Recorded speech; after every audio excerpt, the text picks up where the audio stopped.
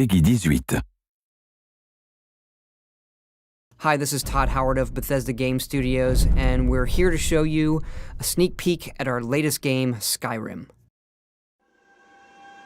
Each time we do a new Elder Scrolls game, we'd like to start fresh, and Skyrim is no different. Coming off of Oblivion, and then the team did Fallout 3, we had a huge list of things we knew we wanted to do technically with the current generation of hardware and PCs to bring a virtual fantasy world to life. So we've rewritten the render, we've rewritten all the gameplay, the scripting language, the faces, the foliage, and all this comes together in our new engine we call the Creation Engine. So we're interested in all the little details like this plant here, the medium details of these logs and trees, and all the way up to distant mountains. And if you've played our previous stuff, you know that mountain is not just a backdrop. You can walk all the way to the top of that mountain. And it's a huge world. Like our previous games, you can create any kind of character you want and then go do what you want. The game's primarily designed as a first-person game, but you can also play in third person.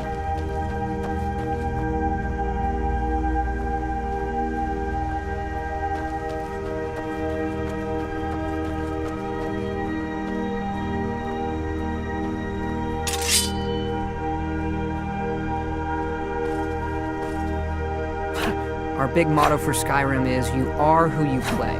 So whatever you have in your hands, or whatever you're using, you're going to get better at, and then you're going to level up.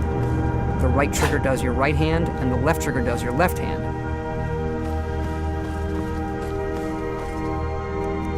And you could put either a weapon or a spell.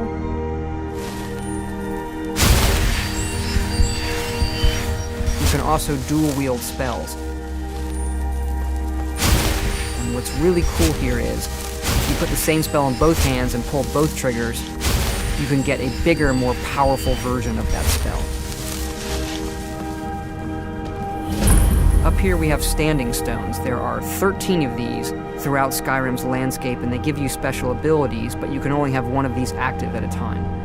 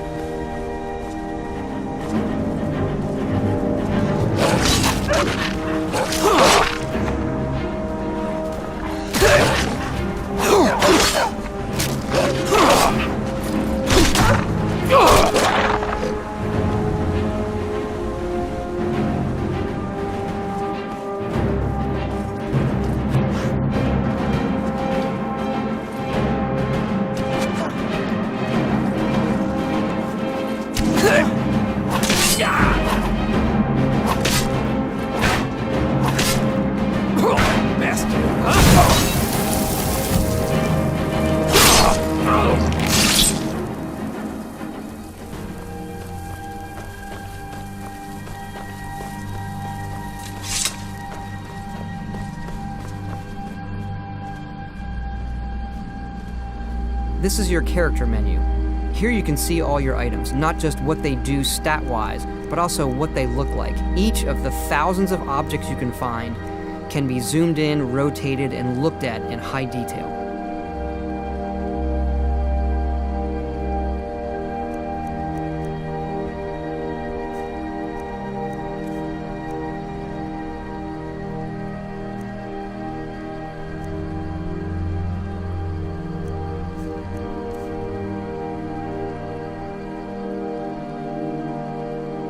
With the skills menu, you look to the heavens, and here you can see all of your skills, how they're progressing, and as your skills increase, you'll push yourself to leveling up.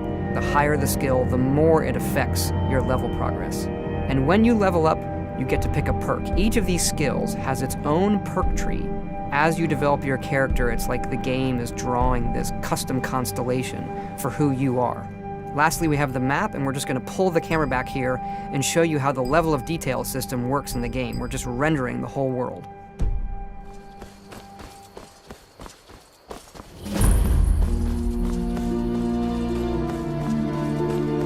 dragon! I saw a dragon! What? What is it now, Mother?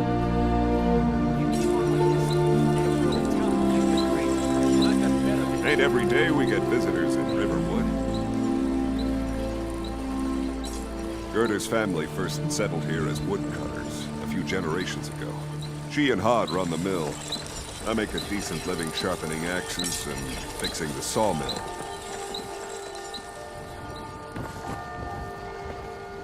Here for work? Get an axe. And bring me all the wood you can chop.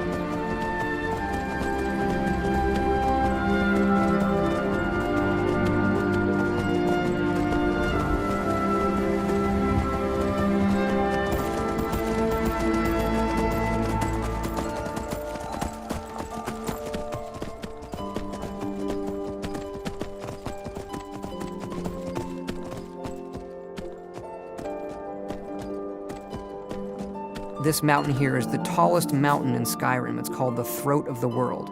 It is home to the Greybeards, who are masters of the voice. The voice is the ability to use the language of dragons and form these magical shouts. And this is a power that you will learn throughout Skyrim's main quest.